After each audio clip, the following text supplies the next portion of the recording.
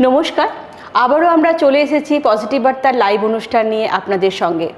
পাশে থাকুন, সঙ্গে থাকুন, আমাদের লাইভ অনুষ্ঠান দেখুন এবং আমাদের অনুষ্ঠান কেমন লাগছে অবশ্যই বলবেন এবং চোখ রাখুন আমাদের পজিটিভ বার্তার Facebook live, Tripura knowledge city এবং পজিটিভ বার্তার ইউটিউব চ্যানেলে। আজকে আমাদের মধ্যে উপস্থিত আছেন আমাদের বিশেষ অতিথি। উনি একজন কবি এবং অবসরপ্রাপ্ত শিক্ষক বিভুলাল চক্রবর্তী স্যার। তো ওনার সাথে আজকে আমরা পরিচয় করে নেব। তার আগে ওনার সম্বন্ধে একটু বলবো যে উনি বিভিন্ন রকম কর্মকাণ্ডের মধ্যে নিজেকে জড়িয়ে রেখেছেন এবং বিভিন্ন লেখালেখির মাধ্যমে, যেমন কবিতা, গল্প, প্রবন্ধ যিনি লিখেছেন, ওনার যে লেখাগুলো সংবাদপত্র এবং বিভিন্ন স্মরণিকার মধ্যে প্রকাশিত হয় এবং তিনি ভূষিত হয়েছেন অদ্বৈত মল্লবর্মন এবং আম্বেদকর সাহিত্য পুরস্কারে। এছাড়াও তিনি নাট্যকার হিসাবেও বিশেষভাবে যথেষ্ট সুনাম অর্জন করেছেন। তো আজকে আমরা ওনার সাথে পরিচয় করে নেব। নমস্কার স্যার। নমস্কার। আমাদের পজিটিভ বার্তায় আপনাকে অনেক অনেক স্বাগত। ধন্যবাদ আপনাদেরকে। তো এই পজিটিভ বার্তায় এসে আপনার কেমন লাগছে? আসলে পজিটিভ বার্তা যখন দেখি তখন থেকে একটা ইচ্ছে হয়েছিল যে পজিটিভ বার্তা একবার আসবো। তারপরে বিশেষ বেশ কিছুদিন চলে গেছে অবশ্য। যাই হোক, আজকে আমরা এইখানে আসার আমার সৌভাগ্য হয়েছে। আমার কাছে খুব ভালো লাগছে যে এরকম একটা অনুষ্ঠানে আমি আমার কথাগুলো আমি বলতে পারছি পজিটিভ বার্তার মাধ্যমে। আমার কাছে খুব ভালো লাগছে এটা। ধন্যবাদ স্যার। তো এই যে আপনি একাধারে এত কিছু করেন এবং বিভিন্ন রকম পুরস্কারেও আপনি পুরস্কৃত হয়েছেন, এই যে জার্নিটা যদি একটু আমাদের সঙ্গে শেয়ার করেন। আসলে কলেজ জীবনে থেকেই কবিতা লেখার চর্চাটা শুরু করি। ওই সময় আবার আমাদের সংস্থা ছিল একটা উন্মেষ নাট্য সংস্থা। তো ওইখানেও পড়াশোনার ফাঁকে ফাঁকে ছোটোখাটো নাটকের রোলে অভিনয় করতাম। তো এই থেকেই শুরু হয়ে গেল নাটক করা এবং আস্তে আস্তে কবিতা লেখা, গল্প লেখা, এগুলোর মধ্যে আস্তে আস্তে ধারাবাহিকভাবেই কবিতা লেখা দিয়েই শুরু করেছি। তো সেখান থেকে আস্তে আস্তে অন্য যে সমস্ত জায়গাগুলি আছে, কবিতার জায়গা, গল্পের জায়গা, প্রবন্ধের জায়গা বা উপন্যাসের জায়গা, ছড়া লেখার মতো জায়গা, সেই সমস্ত জায়গাগুলিতে আস্তে আস্তে একটু একটু করে ধরে ধরে এগোচ্ছি আর কি, যতটুকু পারছি। এইভাবেই এখানে আসা আর কি। ধন্যবাদ স্যারকে। তো এই যে আপনি সাহিত্য চর্চা করেন, তো কিভাবে এলেন সেটা তো শুনলামই আপনার কাছ থেকে। তো জেনে নেব একটু আপনার এই যে অভিজ্ঞতা, যে কিভাবে এই যে প্রবন্ধ লেখাটা শুরু হলো বা গল্পগুলো লেখা, কিসের ওপর মূলত লেখেন আপনি এই লেখাগুলি? সাধারণত আমাদের সমাজ জীবনের যে সমস্ত বিষয়গুলি প্রতিফলিত হয়, যেগুলি সমাজের মধ্যে সাধারণ মানুষের মধ্যে যে একটা তাদের মধ্যে একটা বৈষম্য তৈরি হয়, এই সমস্ত জায়গাগুলির উপরে মূলত আমার গল্পের বিষয়বস্তুগুলি থাকে। তারপরে হাস্যরসের বিষয়ও আছে গল্পটা তো মানুষের মধ্যে একটা, যাতে একটা তার মধ্যে একটা বিনোদন তৈরি করে, একটা আনন্দ পায়, সেরকমভাবে সমাজের বিভিন্ন ঘটনাগুলি নিয়েই সাধারণত এই গল্প লেখা। কবিতার বিষয়বস্তু সেই রকম, বা ছড়া, উপন্যাস যাই বলেন, সমাজ থেকেই তো আমাদের বার্তাটা নিতে হয়। সমাজের যে বিষয়গুলি আছে সেই বিষয়গুলির উপরেই মূলত আমি লেখালেখি করে থাকি। ধন্যবাদ স্যার।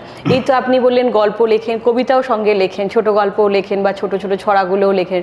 তো আপনি তো অনেক বই লিখেছেন এবং আপনার স্বরচিত কবিতাও আছে। তো এখন আমরা তাহলে আপনার কাছ থেকে একটি স্বরচিত কবিতা শুনে নিতে পারি?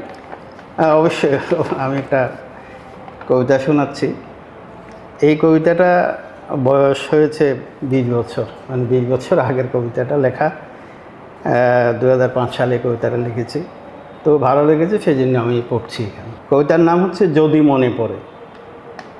প্রিয়তমে, যদি কোনো নিঃসঙ্গ নিশীথে ভেসে আসে চুপি চুপি স্মৃতিমদিরায় প্রারম্ভিক যৌবনের উষ্ণ শিহরণ, দুরু দুরু বক্ষে নিবিড় আবেশে সদ্য বিকশিত চম্পাকলির অনাস্বাদিত কম্পন। তখনই যদি মনে পড়ে প্রিয়, করিও স্মরণ আমার কবিতাখানি। যদি উত্তাল সমুদ্রে ঝড় উঠে বড়, খুলে দিও বাতায়ন। দেখিবে উজ্জ্বল চন্দ্রালোকে শরবিদ্ধ পিয়াসী ভ্রমর। মধুমাস, এলানো বাতাস, কোকিলের কুহুতান, আলো আধারের লুকোচুরি খেলা, কুসুমিত দুটি প্রাণ এক হয়। তারপর অশান্ত সমুদ্র, তরঙ্গিত উর্মিমালা মিশে যায় এক অনুভবে। বিধ্বস্ত অঙ্গন শান্ত হয় ধীরে ধীরে। তবু যদি মনে পড়ে প্রথম প্রেমের অভিসারী সেই জনে, হাঁটুর উপর চিবুকটি রেখে এক পাহাড় প্রমাণ মৌনতায় পড়িও এই কবিতাখানি। দেখিবে নিজেকে হারিয়ে খোঁজার এক মহাসাধনায়, শুধু তুমি আর আমি, শুধু তুমি আর আমি। খুব সুন্দর স্যার, অনেক অনেক ধন্যবাদ। তো স্যার, এরপরে জানতে চাইবো আপনার কাছ থেকে যে সাহিত্য চর্চা কি আমাদের সমাজ বদলাতে পারে, আপনি কি মনে করেন? নিশ্চয়ই। সাহিত্য সাহিত্য সমাজ থেকে, সাহিত্য সমাজের দর্পণ, নাটক সমাজের দর্পণ, দৃশ্যকাব্য সেটা। তো নাটকও একটা সাহিত্য, আমাদের গল্প, কবিতা, প্রবন্ধ এগুলিও সাহিত্য, সবই সাহিত্য। তবে এই সাহিত্য আমাদের সমাজ জীবনে অনেকটা প্রভাবিত হয়। সমাজ থেকে যখন উঠে আসছে তার বিষয়গুলি, সেগুলি কবিতার মধ্য দিয়েই সেগুলি সমাজের মধ্যে তার লেখনের মধ্যে তুলে ধরেন। কবি ছাড়া জয় বৃথা বলেছেন কবি, আরেক কবি। তো এই যে সাহিত্য জগতের বিষয়টা,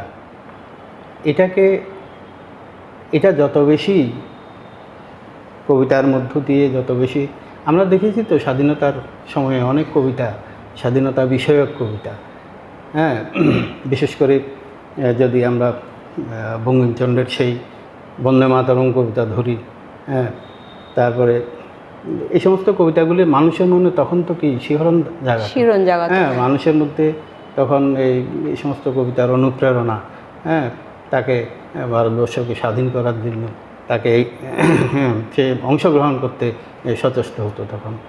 তো সেরকমই তো কবিতা নিশ্চয়ই সমাজ জীবনে বদলাতে শুরু করবে।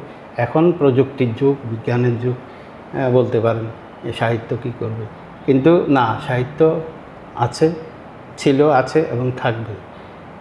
যত প্রযুক্তি হোক, প্রযুক্তি থাকুক, কিন্তু সাহিত্য মানুষকে সচেতন করে সমাজ সম্পর্কে, এবং সাহিত্য মানুষকে জাগ্রত করে, তার দেশাত্মবোধ গড়ে তোলে। সেই কারণেই সাহিত্য সমাজ জীবনের মানে সমাজের যে সিস্টেমটাকে, সমাজের সিস্টেমটাকে বদলাতে পারে, যে রূপটা আছে সেই রূপটাকে পরিবর্তন করতে পারে, আর একটা নূতন রূপ, নূতন বিষয় সেখানে আসতে পারে তার সাহিত্যের মধ্য দিয়ে। ঠিক স্যার, এটুকু আমি মনে করি। ঠিক, অনেক অনেক ধন্যবাদ স্যার আপনাকে, সত্যি খুব সুন্দর বললেন। তো এরপরে স্যার জানতে চাইবো যে আপনার লেখায় মূলত কোন ধরনের ভাবধারাগুলো ফুটে উঠছে? ওই যে বললাম, সাধারণ মানুষের কথাই আমার কবিতার মধ্যে সবচেয়ে বেশি প্রাধান্য পায়। যারা খেটে খাওয়া মানুষ, হ্যাঁ, যারা দিনমজুর, শ্রমিক, এই ধরনের মানুষের কথাই সবচেয়ে বেশি লেখনের মধ্যে উঠে আসে। এটাই আমার কবিতার মূল বিষয়বস্তু আর কি। আর এমনিতে আমি শিক্ষকতা করেছি, তো সেখানে আমাদের ছাত্র শিক্ষক আছে, তাদের সমস্যাগুলি, তাদের বিষয়গুলো নিয়েও অনেক সময় কবিতা লিখেছি, হ্যাঁ, তাদেরকে আরও উৎসাহিত করার জন্য। আমি যখন শিক্ষকতা করেছি তখন আমি একটা দেয়াল পত্রিকা শুরু করেছিলাম আমাদের সেখানে, চেতনা তার নাম ছিল।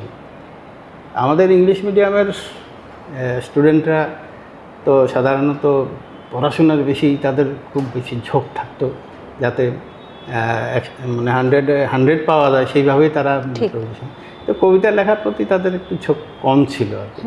তো আমি সেটা শুরু করেছিলাম আমাদের বিদ্যালয়ে। অনেক ছাত্রছাত্রী আছিল।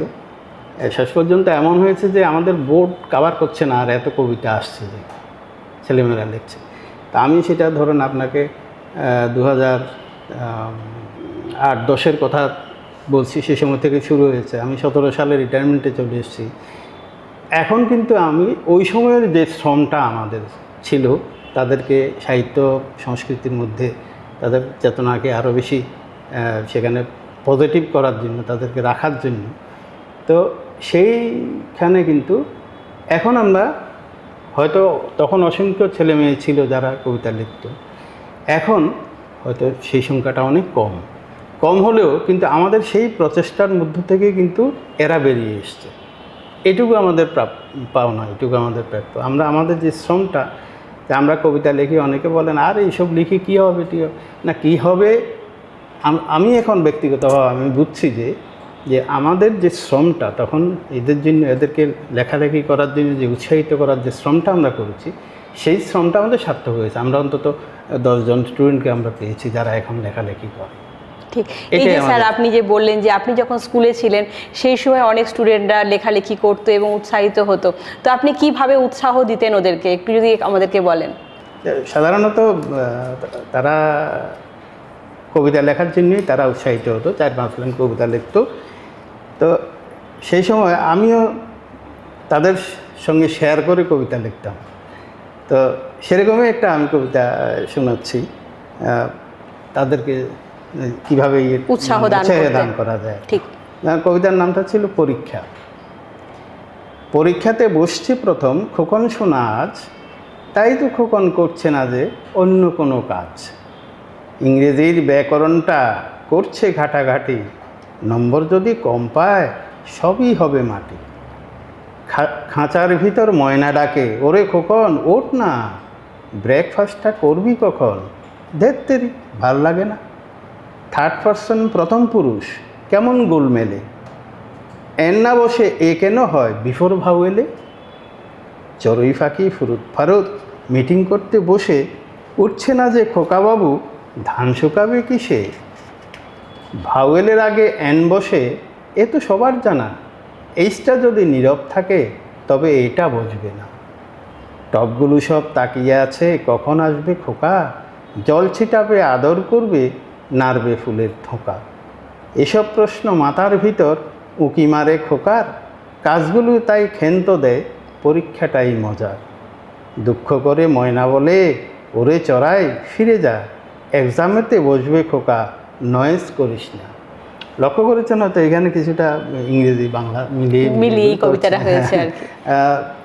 আমাদের স্কুলের স্টুডেন্টরা, ইংলিশ মিডিয়ামের স্কুলের স্টুডেন্ট, তারা সেভাবে, তো আমি এইটাকে তাদেরকে উৎসাহিত করার জন্য এখানে ইংরেজি বাংলা মিশিয়ে এই কবিতাটা করেছি এবং বলেছি লেখো এরকমভাবে। অনেক সময় বাংলা তাদের কাছে সচরাচর হয় না ওই ওয়ার্ডটা, তখন তারা ওই ওয়ার্ডটা ইংলিশে তারা বুঝতেও পারে এবং তারা কবিতার মধ্যে যে এরকমভাবে লেখে তাদের আরও সুন্দর, ভালোও লাগে জিনিসটা। ঠিক। এই যে থার্ড পারসন প্রথম পুরুষ আমরা জানি, হ্যাঁ, ফার্স্ট পারসন সেকেন্ড পারসন তো তিনটে আছে, থার্ড পারসন এটা তৃতীয় পুরুষ হওয়ার কথা, কিন্তু তর্কের খাতিরে আর কি, কিন্তু এটা হচ্ছে প্রথম পুরুষ।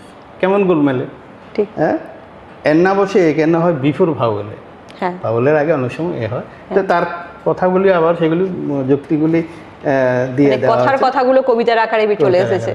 ওদেরকে তখন এই বলতাম এইভাবে লেখো, আস্তে আস্তে তোমরাও লেখো, এগুলো তোমরাও পারবে। তো শুনেছে, অনেকে কথা শুনেছে, সেরকম এখন কিছু কিছু আমরা দেখতে পাচ্ছি যে ছেলেরা যখন আসে কবিতার, স্যার বলে যে তখন যে কবিতা চর্চা করেছিলাম আজকে আমরা একটা দুইটা লিখতে পাচ্ছি এবং আসছে, তারাও আমাদের সঙ্গে আসছে, একই সঙ্গে তারাও কবিতা লিখছে। এটাই আমাদের এই যে পজিটিভ বার্তা যাই বলেন, এটাই আমাদের পাওনা, পজিটিভ পাওনা। এটাই, হ্যাঁ, পজিটিভভাবে কিছু করলে সেই পজিটিভই পাবেন। হ্যাঁ, নিশ্চয়ই নিশ্চয়ই। তো এটাই বলবো স্যার, ইতিমধ্যে আপনি কতগুলি বই লিখেছেন, নিজের স্বরচিত বই তো অনেকগুলি দেখতে পাচ্ছি, তো কতগুলি লিখেছেন মোটামুটি? আমার কবিতার বই আছে 6টা, আর গল্পের বই আছে 2টা, উপন্যাস আছে একটা নাটকের বই আছে, নাটকও লিখেছি। তো বইগুলির নাম একটু জেনে নেবো একটু আপনার কাছ থেকে। আমার কাব্যগ্রন্থ প্রথম বেরিয়েছিল ধ্রুবতারা 2005 সালে। তারপর শব্দবেধি 2012 সালে, ঝালমুড়ি 2012 সালে, রসে কষে 2018 সালে। তারপরে গল্প সংকলন ছিল সর্পিল 2009, গল্পে 24 2023। এগুলি দুটো গল্পের বই। আর নাট্য সংকলন এক ফ্রেমে 7 রং, একটা বইতে 7টা নাটক আছে আর কি, নাটক। এটা কি 7টা রঙের সঙ্গে তুলনা করা হয়েছে? হ্যাঁ, রঙের সঙ্গে। মোক্ষদার ডায়েরি, এটা হচ্ছে উপন্যাস। আর দুটো বই হচ্ছে সৃষ্টি সুধা, এটা কলকাতা থেকে বেরিয়েছে। আর একটা হচ্ছে অনু হচ্ছে অনু কবিতা, আর মানু হচ্ছে পরমাণু। পরমাণুর যে অনু এবং পরমাণু, ঠিক এই মিশ্রণ কবিতাগুলি, ছোট ছোট কবিতা। এখন তো বড়, তো এখান থেকে একটা আমরা কবিতা শুনে নিই, অনুপরমাণুর যে মিশ্রণের একটা কবিতা। বড় কবিতা তো এখন শোনার ধৈর্য অনেকের কম, তাই এখন সবাই ছোট কবিতা শুনতে চায়। ছোট কবিতা শুনতে চাইতে, সেই কারণে প্রাণের ভাষা। পায়রার বকবকম কিংবা কোকিলের কুহুতান কেড়ে নিলে, রঙের গামলায় চোবানো জম্বু হতে পারে কেতাবি দুরস্ত। যতই গিলে খাক আপাদমস্তক পরম্পরাগত সংস্কৃতি নির্বেদ শোষণে, তবু দূরে, আরও দূরে, ওই পারে সম্মিলিত সান্ধ্য চিৎকারে অবস্থান ভুলে গেয়ে ওঠে স্বতঃস্ফূর্ত স্বরচিত জীবনের গান। অর্থাৎ আমরা যেই ভাষাটা বিলং করি, আমরা যেই ভাষাটায় আমরা কথা বলি, সেই ভাষাটাই আমাদের প্রাণ, মাতৃভাষাটাই আমাদের প্রাণ। তো সেইটা যার যেই ভাষাই হোক, আমার ভাষা বাংলা, সুতরাং আমার মাতৃভাষা বাংলা এবং এই ভাষাই আমার হচ্ছে প্রাণ। তো যেরকম একটা পায়রার তার ভাষা হচ্ছে বকবকম, এটা হচ্ছে তার ভাষা। কিংবা কোকিলের যে ডাকটা, কুহুতানটা, সেটা হচ্ছে ওর ভাষা। তো ওর ভাষাটা যদি কেড়ে নেওয়া হয় তাহলে কি দাঁড়াবে? ও কুকিলকে বা ময়নাকে যে পড়িয়ে শিখিয়ে যেটা বউ কথা কও, ওই এরকম যে একটা লাইন শব্দ বলতে পারে, ময়না হয়তো বলতে পারলো, কিন্তু খাঁচার থেকে তাকে যদি ছেড়ে দেওয়া হয়, সে তার ভাষাই বলবে, এই ভাষা আর বলবে না। ঠিক, হ্যাঁ, সেই কারণে বলছি যে তবু দূরে, আরও দূরে, ওই পারে সম্মিলিত সান্ধ্য চিৎকারে। ওই যে শিয়াল রাজা হয়েছিল, হ্যাঁ, কিন্তু ওই কোথায় নীলের রঙের গামলায় চোবানো জম্বু, সে একটা ধোপার যে কাপড় রং করে, সেই রঙের গাবলার মধ্যে সে চুবিয়ে গেলে একটা অন্যরকম একটা কালার হয়ে গেল তার। এবং বনের পশুরা তখন দেখছে এরকম জীব তো আমরা দেখছি না, সুতরাং এই আমাদের রাজা। তখন তাকে রাজা মান্য করে সবাই, ইভেন পশুর রাজা সিংহ পর্যন্ত তাকে মান্যতা দিচ্ছে। কিন্তু সন্ধ্যার সময় শিয়ালরা ওই দূরে যখন চিৎকার করে ওঠে, তখন কিন্তু যে যেখানে থাকে তারা রেসপন্স করে একদম। হ্যাঁ, এই শিয়ালও তখন এই যে সে যে রাজসভার মধ্যে বসে আছিল, সে এইটা ভুলে গিয়ে ওই দূরের চিৎকারে সেও নিজের মাতৃভাষা তখন চিৎকার করে উঠল। অবস্থান ভুলে গেয়ে ওঠে স্বতঃস্ফূর্ত স্বরচিত জীবনের গান। এটাই হচ্ছে স্বরচিত জীবনের গান। খুব সুন্দর। এই আর কি। তো স্যার, এই যে এর মাঝখানে একটা কথা বলবো, যেই বললেন মাতৃভাষা, আমরা যার মাতৃভাষা, আমরা যেহেতু বাঙালি, আমাদের ভাষা হচ্ছে বাংলা, তো এটাই আমাদের মাতৃভাষা।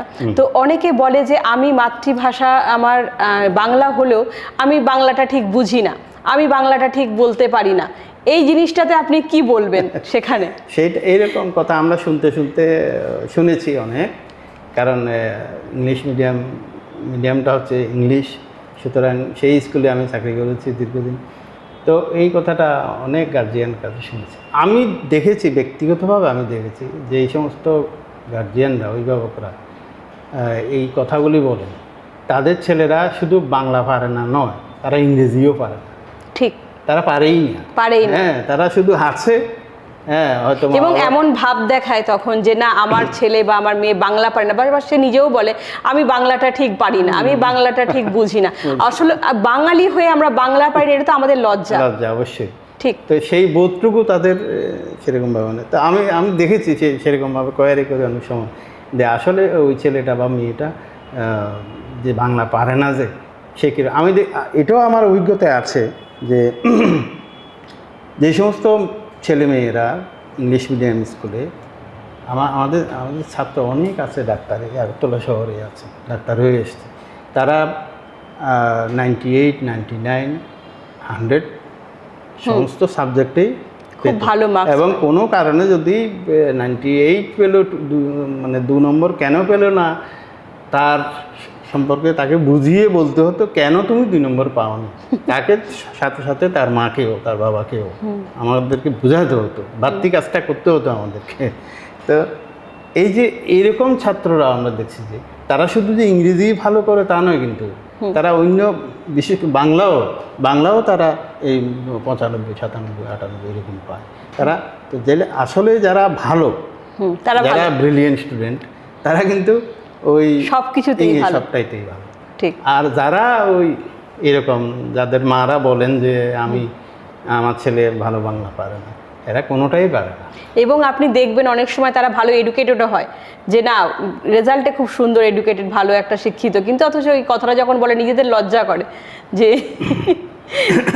জাস্ট এটাই আপনাকে বলার যে কেন এরকম মানে জিনিসটা। তো কি বলবো, এটা হঠাৎ করে মানে নিজের ভাষা সম্পর্কে যদি সঠিক ধারণা না থাকে, সঠিক মূল্যায়ন করতে না পারে। আরে আমি তো কি ভাষাতেই কথা বলছি, আমি তো স্কুলে যখন আসছে তখন সে হয়তো তার ইংরেজিতে সে কথাগুলি বলছে হয়তো, কিন্তু বাড়িতে গেলে সারাক্ষণই তো তুমি ছেলের সাথে, মায়ের সাথে, বাবার সাথে আমাদের সেই ভাষাটাই আমরা কথা বলি, আমাদের ভাষাটাই দিয়ে তো, সেটা বাংলা ভাষা হতে পারে, সেটা ককবরক ভাষা হতে পারে, ওর জন্য ওরটা, ঠিক আমাদের জন্য আমারটা। তো কী করবেন বলেন, এই তো এখন তারা কিন্তু যারা অ্যাকচুয়ালি যারা ভালো নাম্বার ইংরেজিতে পায়, তারা বাংলাতেও পায়, তারা সব সাবজেক্টেই পায়, সব সাবজেক্টেই ভালো করে, ঠিক। হ্যাঁ, তো তারা আবার আমি এরকম আমার অভিজ্ঞতায় আমি দেখেছি, এরাই আবার ভালো গানও করে, ভালো নাটকও করে। আমার এই যে নাটকের যে কথাটা বলেছেন আগে, যে নাটক লিখি, নাটক লেখাটা মূলত শুরু হয়েছে কিন্তু এই বিদ্যালয় থেকেই। আচ্ছা। কারণ এখানে বিভিন্ন সময় বিভিন্ন বিষয়ের উপর মানে বাইরের কোনো সংস্থা হোক বা সরকারিভাবে হোক, তারা বিষয় নির্ধারণ করে দিতেন যে এই বিষয়ের উপর এইভাবে নাটক করতে হবে আপনাকে, এই বিষয়ের উপর নাটক তৈরি করুন, ছাত্রদেরকে নিয়ে নাটক করুন, বিভিন্ন মঞ্চে এগুলি হয়, তো বিষয়টা তারা নির্ধারণ করুন। এখন আগের যে সমস্ত নাটক আছে সেরকম নাটকের মধ্যে সেই বিষয়গুলি সেরকমভাবে হয়তো নাই, তাহলে নতুন করে সেগুলি সংযুক্ত হচ্ছে পরিস্থিতি অনুসারে, আমাদের সমাজের বিভিন্ন বার্তা দেওয়ার জন্য হতে পারে।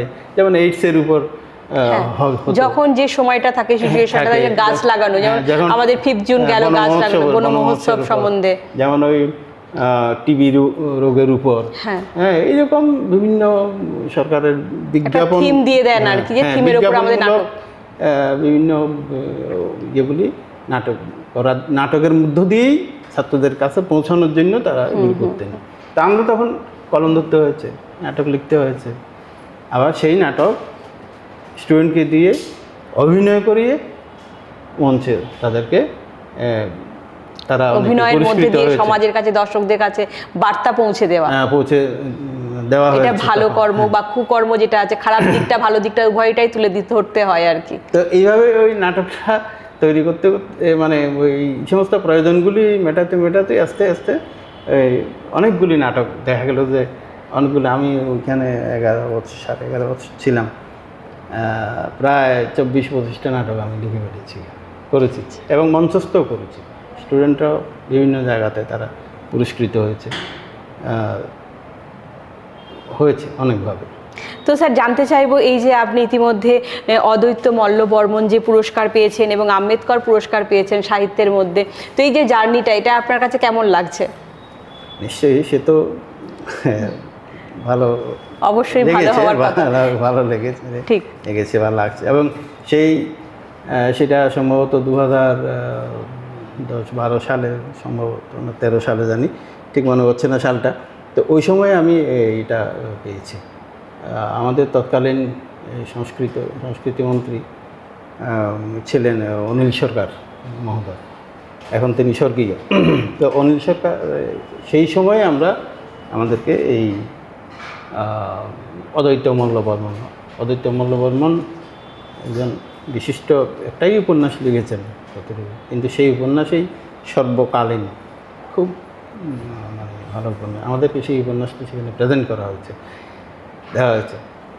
খুব আমার তো আছে সেই বইটা, খুব ভালো লেগেছে। যাই হোক, তো এই যে তারপরে ডক্টর বি.আর. আম্বেদকর স্মৃতি পুরস্কার, এগুলো ওনার উপর ওই দপ্তর থেকে দেওয়া হতো, যে ওনার উপর প্রবন্ধ তৈরি করা, প্রবন্ধ লেখা, তার বিষয়টা নির্ধারণ করে দেওয়া হতো। তো তার উপরেই তখন এটা কম্পিটিশান হতো, তো কম্পিটিশান করেই আমরা এটুকু পেয়েছি। আর সর্বশেষ যেটা হয়েছে সেটা হচ্ছে যে দক্ষিণ ত্রিপুরা জেলা প্রশাসন সমাজ শিক্ষা পরিদর্শকের কার্যালয় থেকে যে সম্মাননা পুরস্কার দেওয়া হয়েছে, certificate of contribution toward society as senior citizen 2023।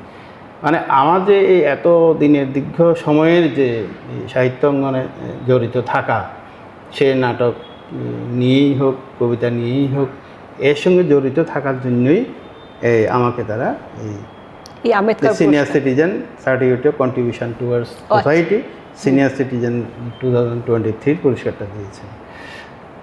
আর একটা বড় কথা হচ্ছে আমরা একটা মানে আমাদের একটা সাহিত্য পরিষদ আছে, বেলুনিয়া সাহিত্য পরিষদ এটার নাম। এর বয়স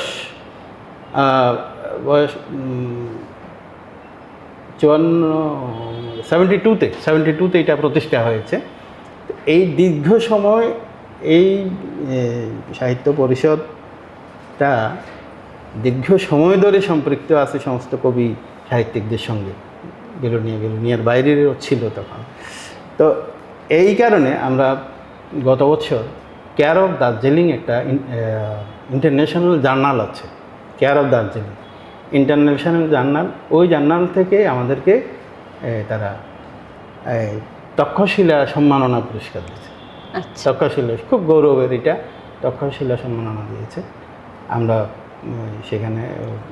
শিলিগুড়ি গিয়ে সেখান থেকে এই পুরস্কারটা আমরা আনতে গিয়েছি আমরা সেখানে, ভালো অনুষ্ঠান হয়েছে।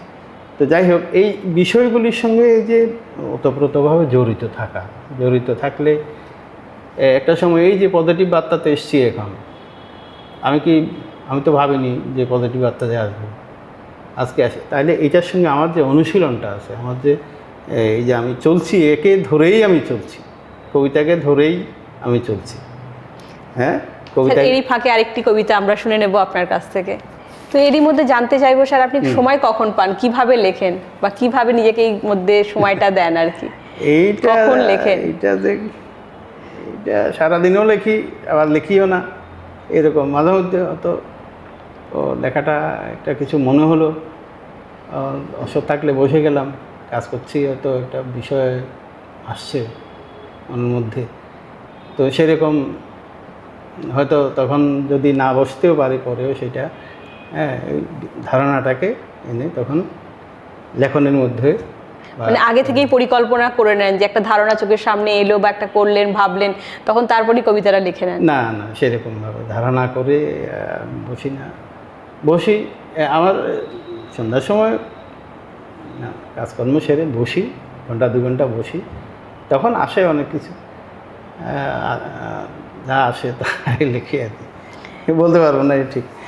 যাই হোক, কবিতার অবগাহন, কবিতার নাম কবিতার অবগাহন। খুব রিসেন্টলি এটা কবিতা, মার্চের 21শে মার্চ 2025 সালে হয়েছে। কবিতাকে পাঠিয়েছিলাম অনেক আগেই বিশ্বের সব অশান্ত, অস্থির এবং দীর্ঘ সময় ধরে যুযুধান দেশগুলোতে। শান্তির দূত একটা শ্বেত পায়রা তুলে আনতে, না পারেনি সে পায়রা এখনও পড়ে আছে মুখ থুবড়ে অসহ্য যন্ত্রণা নিয়ে। আর নিরীহ মানুষ বোবা কান্নায় ছটফট করে সময়ের নির্বাক সাক্ষী হয়ে। দৃষ্টি পৌঁছে না সুদূরে, বধির শ্রবণ যন্ত্র, প্রতিবাদী কণ্ঠগুলি গভীর রাতে শুধু হাহুতাশ করে। তাই বিশ্ব কবিতা দিবসে আবারও পাঠাই কবিতাকে নূতন ভোরের জাগরণী গাইতে। কিন্তু রাত পোহালেই দেখি আরও বিভৎস ভয়ঙ্কর লেলিহান অগ্নিশিখা দাউ দাউ জ্বলে। আমারই ঘরে, আমারই প্রতিবেশী রাষ্ট্রে খুন, ধর্ষণ, নির্বোধ লুটেরার দাবানলে। তাই বলি, কবিতা এবার তুমি গান হও, তবেই হয়তো বিশ্ব মানবতা আবার জাগ্রত হবে পরিশুদ্ধ কবিতার অবগাহন।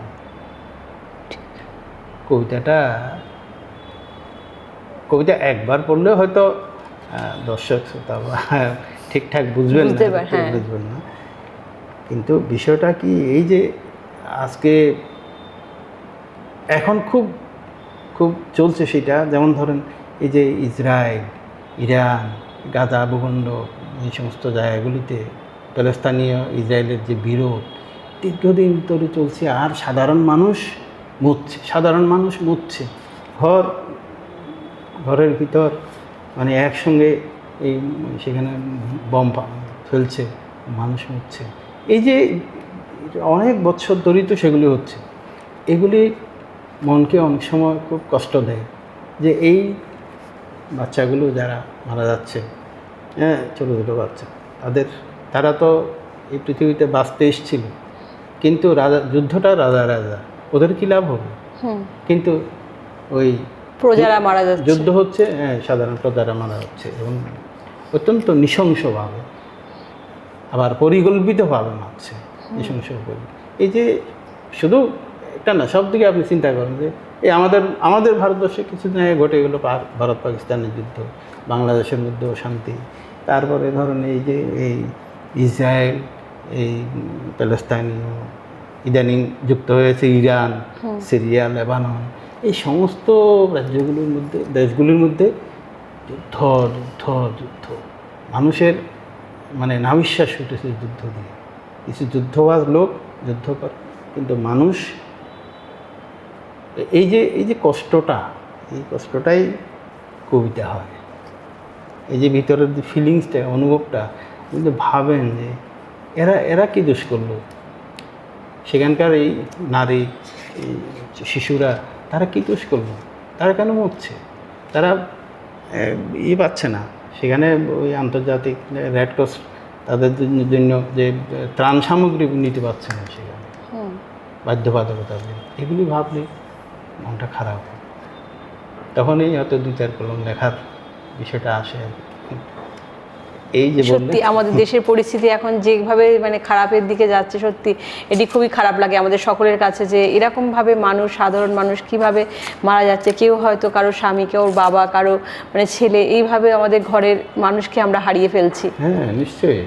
এবং প্রতিদিন হচ্ছে, এটা বন্ধ হওয়ার কোনো উদ্যম দেখা যাচ্ছে না। সবাই নানাভাবে সেই চেষ্টাটা করে যাচ্ছে। যুদ্ধ জীবিত থাকুক, যুদ্ধ লেগে থাকুক। কেউ বলছেন আমরা অস্ত্র বিক্রি করব, মানুষ মরুক। ঠিক এই বিষয়টাগুলি। তো এরই মধ্যে স্যার আমাদের যে আমরা কিছুদিন আগে কাটিয়ে এলাম 5ই জুন বিশ্ব পরিবেশ দিবস, এটা সম্বন্ধে আপনি কি বলবেন? হ্যাঁ, এইটা তো এখন সবচাইতে বেশি দরকার। এখন বিজ্ঞানীরা বিভিন্ন তাদের জার্নালে, আমাদের সাধারণ পত্রপত্রিকার মধ্যেও সেই বিষয়গুলো নিয়েই উদ্বেগ, আশঙ্কা সবার মধ্যে সেই বিষয়টা আসছে যে পৃথিবীর হিমবাহ গলছে, পৃথিবী মানে উষ্ণায়নটা এত বেশি বেড়ে গেছে যে এখন ভবিষ্যতে মানে সাংঘাতিক সমস্যা, মানুষ অক্সিজেন পাবে না, কার্বনের মাত্রাটা বেড়ে যাচ্ছে। আর বিশেষ করে এই যে তেজস্ক্রিয়তার এই যে মিসাইলগুলি, মানে হাজার হাজার মিসাইল পড়ছে, ড্রোন ক্যামেরা যাচ্ছে, ধ্বংস হচ্ছে, এইগুলি তেজস্ক্রিয়তাগুলি কোথায় যাবে? এগুলি তো বাতাসের মধ্যেই থাকবে। তো এগুলি তো দূষণ করছে।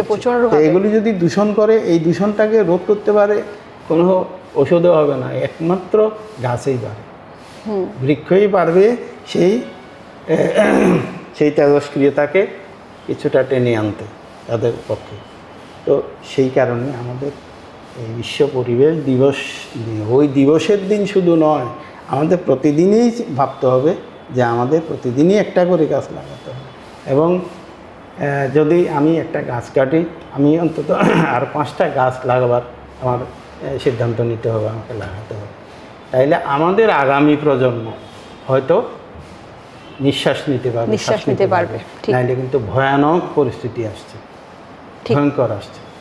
এটা এটা ভাবনা একটু ভাবলেই বোঝা যাবে যে সামনে ভীষণ অন্ধকার, খুব খারাপ সময় আসছে। ঠিক স্যার। আর সেইটার থেকে যদি আমরা পরিত্রাণ পেতে পারি, শুধুমাত্র ওই যে পজিটিভ বার্তা, ওই যে পজিটিভ দিকটা গ্রহণ করতে হবে, দ্যাট ইজ গাছ লাগাতে হবে, বৃক্ষরোপণ করতে হবে, যাতে আরও যত গাছ সৃষ্টি হবে তত কার্বন, পৃথিবীর উষ্ণায়নটা যদি কমানো যায়, পরিবেশ দূষণ যাতে কমানো যায় এবং আমরা অক্সিজেন পাবো। ঠিক স্যার, ধন্যবাদ স্যার। তো এই উপলক্ষে আমাদের পজিটিভ বার্তার উদ্যোগে আমাদের স্যারের পজিটিভ ভাবনা থেকে যে কর্মকাণ্ডটি আমাদের স্যার ডক্টর মলয় পীর স্যার উনি গ্রহণ করেছেন, সেটি হলো উনি নিয়েছেন 1 বছরের মধ্যে 1 কোটি গাছ লাগানোর পরিকল্পনা নিয়েছেন। এবং উনি বলেছেন যে শুধু 1 কোটি গাছ লাগালেই হবে না, আপনারা নিজেদের মধ্যে পাশে পরিবেশে যখন যাকে পারবেন বলুন গাছ লাগাতে। এবং আমরা সেই পরিকল্পনা নিয়েছি এবং আমরা নিজেরাও গাছ লাগাচ্ছি এবং আমাদের পরিচিত যারা আছে তাদেরকেও বলছি যে গাছ লাগাতে। এবং আমরা স্থির করেছি 1 কোটি গাছ 1 বছরে লাগাবো। শুধু এটিকে লাগিয়ে আমরা ক্ষান্ত থাকবো না, এটিকে পরিচর্যা করাটাও দায়িত্বটাও সে তুলে নিয়েছেন আমাদের স্যার, এবং আমাদেরকেও সেইভাবেই বলছেন। এবং আমরাও স্যারের পাশে আছি এবং স্যারের নির্দেশ মতো আমরা সেই কাজ করে চলেছি। এবং আমরা চাই আগামী পৃথিবী, আগামী প্রজন্মকে একটা সুন্দর একটা পৃথিবী দিতে, সবুজ পৃথিবী দিতে, যাতে তারা সুন্দরভাবে তারা বাঁচতে পারে এবং তারা যেন দেখতে পারে আমাদের পৃথিবীটা কত সুন্দর। ধন্যবাদ, আমিও সেই স্যারকে ধন্যবাদ জানাচ্ছি এরকম একটা পরিকল্পনা গ্রহণ করার জন্য। এটা যত বেশি হবে ততই আমাদের মঙ্গল হবে। তবে এখানে যে চারা গাছগুলি আছে এগুলিতে একটু জল দিতে হবে। এখানে কিন্তু এগুলি জলটা কমে গেছে, ওই স্যার আমরা ডেলি এটাকে দিই, আমরা জল দিই, আমরা জল দিই, এগুলোর মধ্যে এগুলো পরিচর্যাও আমরা করি আমরা ঘরের মধ্যেই। এবং আমাদের বাড়িতেও আমরা সেই গাছ লাগাই, ইনডোর প্ল্যান্ট যেগুলি আছে সেগুলোতেও আমরা পরিচর্যা করে থাকি। এবং এই শুধু এই 5 জুন উপলক্ষে নয়, আমরা ঠিক করেছি প্রতিটা দিনই আমরা সেই গাছ লাগাবো এবং গাছের পরিচর্যা প্রতিটা দিনই আমাদের কাছে যেন বন মহোৎসব হয়ে আসে, বৃক্ষরোপণ উৎসব হয়ে আসে। ঠিক, একদমই তাই। তো এরপর স্যার আপনার কাছ থেকে জানতে চাইবো যে আগামী যুব সমাজের জন্য আপনি কি বার্তা দেবেন? এখন যুব সমাজের কাছে যা আছে সেটা হচ্ছে প্রযুক্তি, আমাদের তথাকথিত মোবাইল, ল্যাপটপ, এগুলি তো আছে। তো এইটা সবচাইতে বেশি ব্যবহৃত হচ্ছে এখন, তার প্রয়োজনীয়তাও আছে। এই যে আজকে পজিটিভ বার্তার এখানে আমি ঘরে ঢোকা পর্যন্ত আমার এই মোবাইলে আমাকে দিশা দেখিয়েছে যে অফিসটা কোথায়, ঢুকতে আমাকে দিশা দেখিয়েছে। এরকম আমাদেরকে দিশা দিচ্ছে মোবাইল, কিন্তু পাশাপাশি আমাদেরকে, আমাদের সাহিত্যকে, আমাদের সংস্কৃতিকে, সেটাকে আমরা ভুললে চলবে না। সেটাকে আমরা আমাদের প্রত্যেকের নিজস্ব যে সাহিত্য, কৃষ্টি, সংস্কৃতি, এগুলিকে ধরে রাখতে হবে, এগুলি বজায় রাখতে হবে। আমরা মোবাইলের যে প্রযুক্তির দিকটা আছে, ভালো দিকটা, এটা পারমাণবিক বোমার ভালো দিকও আছে, খারাপ দিকও আছে, কিন্তু এই বিষয়টা হচ্ছে যে ব্যবহারকারীর সে কীভাবে ব্যবহার করবে সেটাই। এবং আমাদের মোবাইলের প্রযুক্তিটাও আমরা ব্যবহার করছি, ভালো দিকটাতে আমরা যদি গ্রহণ করি ঠিক আছে, কিন্তু পাশাপাশি আমাদের সংস্কৃতিকে ভুলে নয়, আমাদের সাহিত্যকে, আমাদের কৃষ্টিকে ভুলে নয়, সেটাকেও আমরা সমান মর্যাদা দিয়ে কাজ করতে হবে। তাহলে দুটোই থাকবে। ঠিক স্যার, এই কারণেই আমাদের এই পজিটিভ বার্তার প্ল্যাটফর্ম এবং আপনাদের মতো বিভিন্ন গুণী মানুষদেরকে, পজিটিভ ভাবনার মানুষদেরকে এখানে এনে সেই পজিটিভ চিন্তাধারার মধ্যে দিয়ে সমাজে কিছু পজিটিভ ভাবনা ছড়িয়ে দেওয়া, এটাই আমাদের উদ্দেশ্য। এবং বিভিন্ন সাংস্কৃতিক যে প্রোগ্রামগুলো আছে, যাদের মধ্যে যে ক্রিয়েটিভিটিগুলো আছে, সেগুলোর মধ্যে দিয়েও মানে আমাদের এই পজিটিভ বার্তা কাজ করে চলেছে। এটি আমাদের স্যার ডক্টর মলয় পীর স্যারেরই উদ্যোগ, আমরা সেই উদ্যোগ নিয়ে কাজ করে চলেছি। এবং সর্বোপরি বলবো যে আমাদের 14ই জুন আমরা এই কারণে আমরা এশিয়া বুক অব রেকর্ডস থেকে আমরা পুরস্কৃতও হয়েছি এবং আমাদের স্যার ওয়ার্ল্ড বুক অব রেকর্ডসেও পুরস্কৃত হয়েছেন আমাদের এই কর্মকাণ্ডের জন্য। ধন্যবাদ স্যার আপনাকেও। স্যার কবিতাও লেখেন, গল্পও লেখেন, ছোট গল্প লেখেন, ছোট ছড়া লেখেন, তারই মাঝে স্যার কিন্তু গানও করেন। তো স্যারের কাছ থেকে আমরা অনুষ্ঠানের শেষ করার আগে একটি গান শুনে নেব। জানি না গান কি হবে, তবে আমি সব গানের শিল্পী যারা আছে তাদের কাছে আমার প্রার্থনা যে আমার ধৃষ্টতা মার্জনা করবেন। আমি আমারই একটা স্বরচিত গান আমি চেষ্টা করছি। স্মৃতির জীর্ণ পাতা খুলে দেখেছি তোমায় আমি দুনয়ন মেলে, ভেসে আসে তখন অসংখ্য টুকরো টুকরো নীল সাদা মেঘের ছবি, পাহাড়ের গায়ে ঢেউ খেলে। স্মৃতির জীর্ণ পাতা খুলে, স্মৃতির জীর্ণ পাতা খুলে দেখেছি তোমায় আমি দুনয়ন মেলে, ভেসে আসে তখন অসংখ্য টুকরো টুকরো নীল সাদা মেঘের ছবি, পাহাড়ের গায়ে ঢেউ খেলে। পরন্ত বিকেল অস্তগামী সূর্যের রক্তিম রোদ্দুরে, দিনের শেষে ক্লান্ত বিবর্ণ মানুষ আর পাখিরা যখন কুলায়ে ফিরে, ঝাপসায় আলোয় তখন আমার উদাসী মন অস্পষ্ট কালির অক্ষরে শুধু তোমাকেই খোঁজ করে, শুধু তোমাকেই খোঁজ করে। স্মৃতির জীর্ণ পাতা খুলে দেখেছি তোমায় আমি দুনয়ন মেলে, স্মৃতির জীর্ণ পাতা খুলে। খুব সুন্দর, অনেক অনেক ধন্যবাদ স্যার, খুব সুন্দর, ভালো লাগছে। আপনার স্বরচিত কবিতা আমরা শুনতে পেলাম, খুব ভালো লাগলো। স্যারকে তো জানাবো অসংখ্য অসংখ্য ধন্যবাদ স্যারের মূল্যবান সময় আমাদের মধ্যে দেওয়ার জন্য। আজকের মতো আমরা অনুষ্ঠান এখানেই শেষ করব। আমাদের পরবর্তী অনুষ্ঠান দেখার জন্য চোখ রাখুন আমাদের পজিটিভ বার্তার Facebook live, Tripura knowledge city এবং পজিটিভ বার্তার ইউটিউব চ্যানেলে। ভালো থাকবেন, সুস্থ থাকবেন। নমস্কার। নমস্কার।